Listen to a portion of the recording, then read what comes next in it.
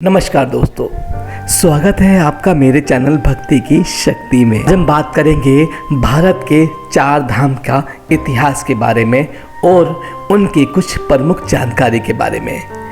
भारत एक सांस्कृतिक देश है। यहाँ पर सबसे ज़्यादा सनातन धर्म मानने वाले लोग रहते हैं। हिंदू धर्म में कई पुराने ग्रंथ हैं और पुराने ग्रंथों में इस धरती पर देवी देवताओं ने अवतार लेकर राक्षसों का वध करने की कई घटनाएं वर्णित हैं। भारत की पावन धरती पर ईश्वर ने कई रूप में अवतार लिया है और आज वे सभी पावन जगह धार्मिक स्थल बन चुके हैं। वैसे तो भारत में कई धार्मिक स्थल एवं मंदिर हैं, लेकिन भारत के 4 मंदिर को 4 धाम के नाम से जाना जाता है। 4 धाम भारत के चारों दिशाओं में स्थित हैं। उत्तर में बद्रीनाथ, दक्षिण में तमिलनाडु राज्य में रामेश्वर, पूर्व में उड़ीसा राज्य में जगन्नाथपुरी एवं पश्चिम में गुजरात में द्वारकाधीश मंदिर स्थित है। इन चारों मंदिरों को 4 धाम के नामों से जाना जाता है। हिंदू धर्म में 4 धाम की यात्रा को बहुत ही पावन बताया गया है। माना जाता है कि जीवन में एक बार यदि व्यक्ति इन 4 धामों की यात्रा कर ले तो वह अपने पापों से मुक्त हो जाता है। हालांकि इसके अतिरिक्त चारों धामों की यात्रा करने से व्यक्ति अपने प्राचीन संस्कृति से अवगत होता है। भारतीय संस्कृति के रीति रिवाज के बारे में जानने को भी मिलता है।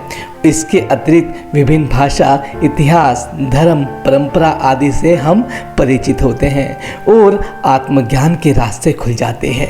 इन 4 धामों पर एक दिव्य शक्ति का अनुभव होता है, जिससे व्यक्ति बहुत ही शांति का अनुभव करता है और वह जीवन के सभी सुख दुख को भूलकर भगवान का गुणगान करने लगता है। तो चलिए आज इस वीडियो के माध्यम से भारत के 4 धामों के इतिहास के बारे में और उनसे जुड़े पौराणिक कथाओं के बारे में हम जान लेते हैं। तो सबसे पहले बात हम करेंगे जगन्नाथपुरी मंदिर के बारे में।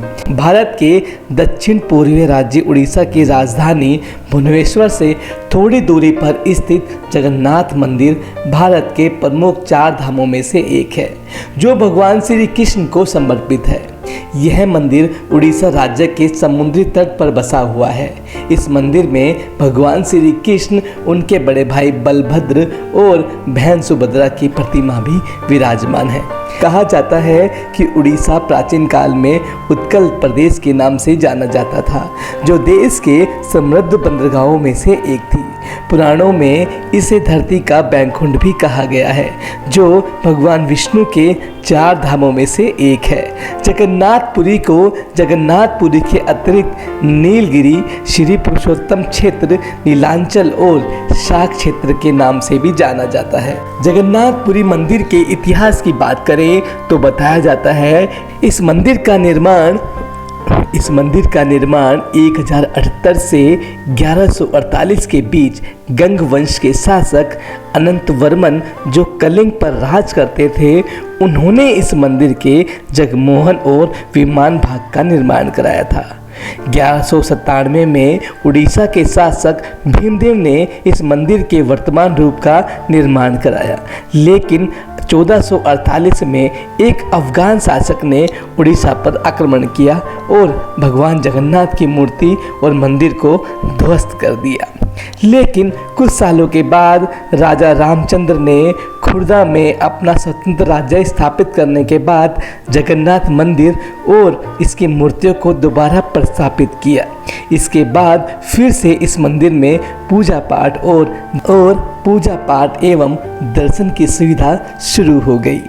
ब्रह्म और स्कंद पुराण के अनुसार कहा जाता है कि पुरी में भगवान विष्णु ने पुरुषोत्तम नील माधव के रूप में अवतार लिया था। सबर जनजाति के परम पूज्य देवता बन गए थे, जिस कारण जगन्नाथपुरी में भगवान श्री कृष्ण कबीलाई देवता के रूप में विराजमान है। वे लोग लकड़ियों से मूर्तियों का निर्माण करते थे। जगन्नाथपुरी मंदिर में ब्राह्मण पुजारी के अतिरिक्त सबर जनजाति के पुजारी हैं। यहाँ पर ज्येष्ठ पूर्णिमा से लेकर आषाढ़ पूर्णिमा तक सबर जाति के ही रीति रिवाज के साथ पूजा पाठ होता है।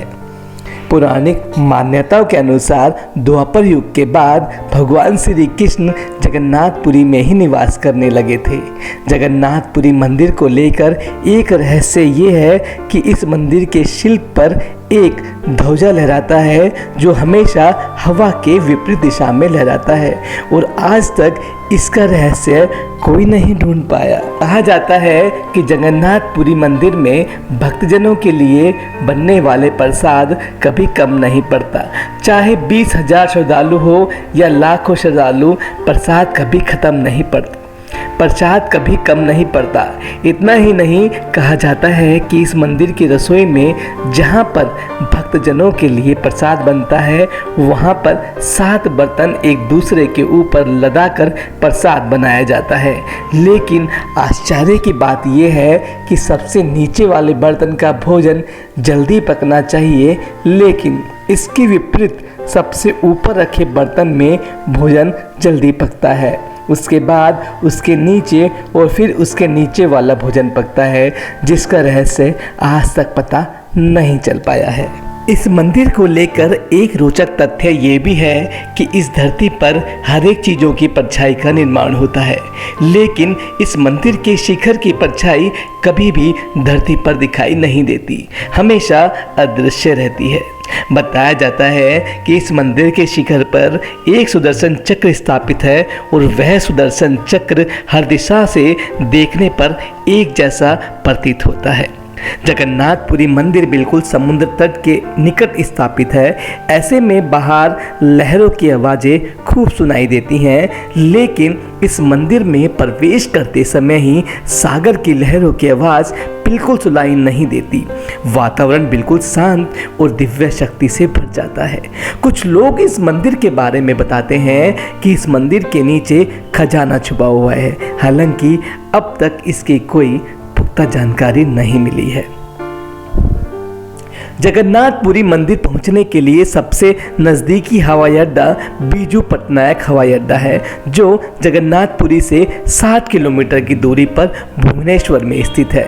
यह हवाई अड्डा भारत के विभिन्न बड़े शहरों के हवाई अड्डों से जुड़ा हुआ है।